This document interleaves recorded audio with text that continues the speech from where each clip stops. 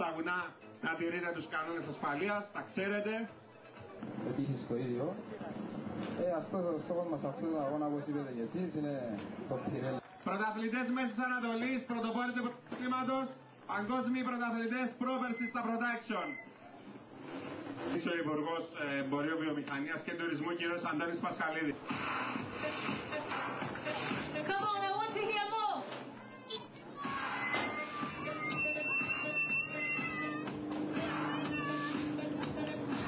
Επόμενο πλήρωμα από την Ιορδανία, ένα Mitsubishi Lancer Revolution 9.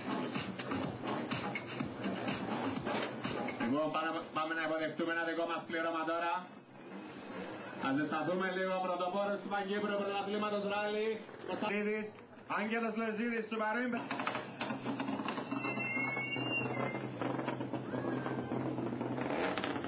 Ευχαριστώ πολύ.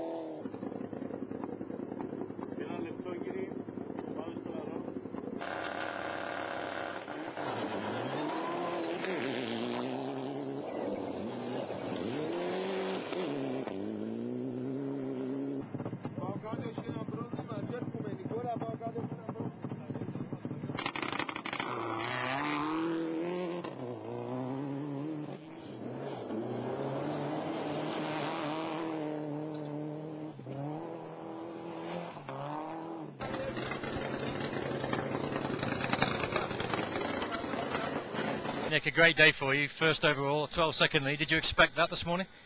We didn't expect that because we started the rally with not a flat-out temp because we didn't want the first place.